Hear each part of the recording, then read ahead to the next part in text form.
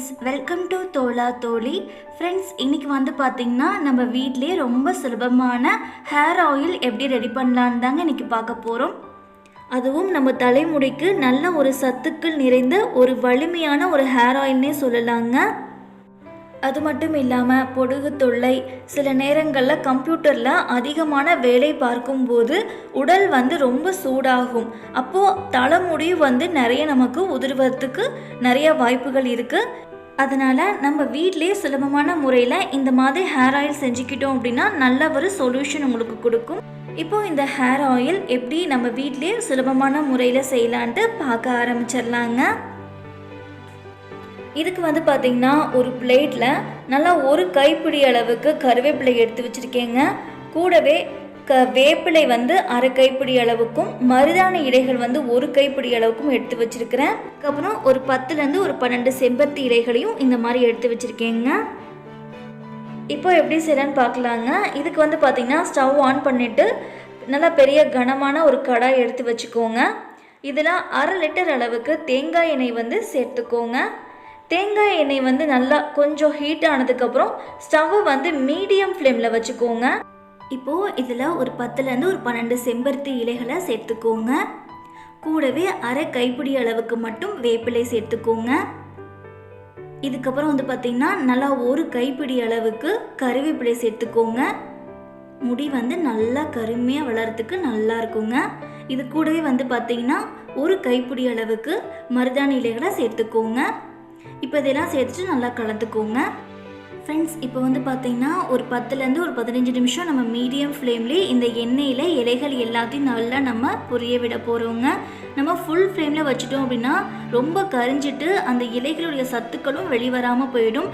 அதனால் நம்ம மீடியம் ஃப்ளேம்லேயே வச்சுட்டு நீங்கள் நல்லா இந்த மாதிரி பொரிய விட்டிங்கன்னா அந்த இலைகளுடைய சத்துக்கள் எல்லாம் அந்த எண்ணெயில் உங்களுக்கு நல்லா இறங்கி கொடுக்குங்க. இப்போ வந்து பார்த்திங்கன்னா ஒரு 5 நிமிடத்திற்கு பிறகு நம்ம 1 டேபிள் ஸ்பூன் அளவுக்கு வெந்தயம் இதில் சேர்த்துக்கலாங்க. வெந்தயம் சேர்க்கறதுனால வந்து பார்த்திங்கன்னா தலைமுடியில் பொடுகு எதுவும் இல்லாமல் இருக்கும்.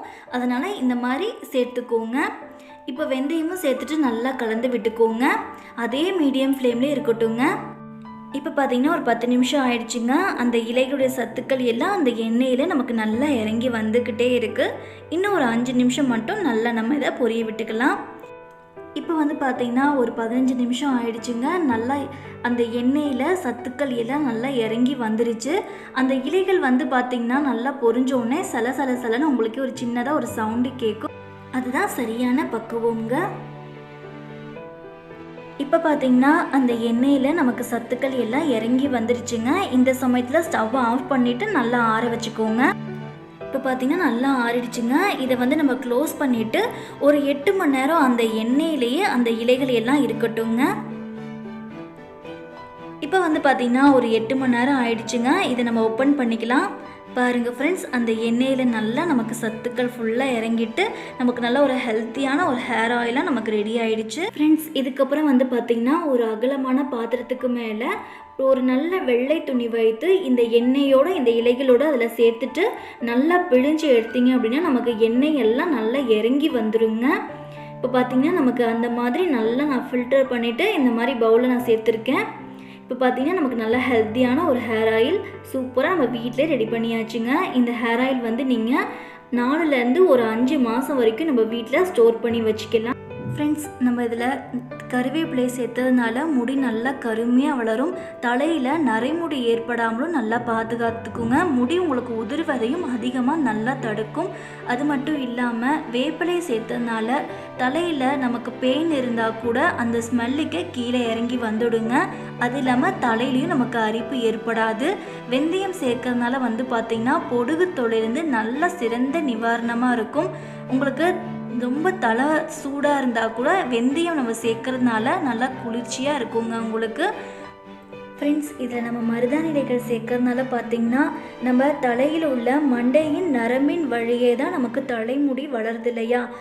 இந்த எண்ணெய் நம்ம தலைமுடியில் படும்போது அந்த வளர இடத்துலேருந்து நமக்கு நல்லா ஒரு வலிமையாக இருக்கும். இதனால் நமக்கு முடி உதிராமலும் நல்லா இருக்குங்க.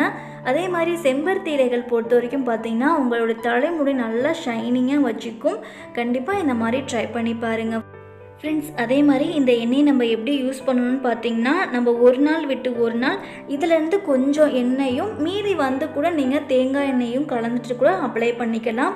இல்லாட்டி இன்றைக்காவது வீட்டில் நீங்கள் ஃப்ரீயாக இருக்கீங்க, ஒரு லீவ் நாளாக இருக்குது அப்படின்னா இந்த எண்ணெயை நல்லா ஓரளவுக்கு தலையை நல்லா அப்ளை பண்ணிவிட்டு ஒரு அரை மணி நேரம் நல்லா ஊற வச்சுட்டு அதுக்கப்புறம் நீங்கள் நார்மலாக கூட நீங்கள் தலை குளிச்சுக்கலாங்க.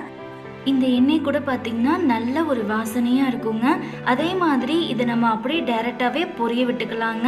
ஏன்னா நம்ம அரைச்சிட்டு நம்ம எண்ணெயில் சேர்த்தோம்னா எண்ணெய் வந்து கொழகொழப்பாக ஆகிடும். அதனால் இந்த மாதிரி அந்த 15 நிமிஷம் மீடியம் ஃப்ளேமில் வச்சோம்ல அதே மாதிரியே பொரிய விட்டுட்டு நீங்கள் செஞ்சு எடுத்து வச்சுக்கோங்க. ஓகே ஃப்ரெண்ட்ஸ், இவ்வளோ சத்துக்கிற இந்த ஹேர் ஆயிலை நீங்களும் யூஸ் பண்ணி பாருங்கள். எனக்கு வந்து இதுதான் நல்ல ஒரு சொல்யூஷனாக இருக்குது. நான் வந்து இதுதான் அதிகமாக யூஸ் பண்ணிகிட்ருக்கேன். அதனால தான் உங்ககிட்ட இந்த வீடியோவில் நான் ஷேர் பண்ணிக்கிட்டேங்க. ஓகே ஃப்ரெண்ட்ஸ், இந்த வீடியோ உங்களுக்கு பிடிச்சிருந்தா லைக் பண்ணுங்கள், ஷேர் பண்ணுங்கள், சப்ஸ்கிரைப் பண்ணுங்கள். கூடவே இருக்க பெல் ஐக்கானையும் கிளிக் பண்ணிக்கோங்க. தேங்க்ஸ் ஃபார் வாட்சிங்.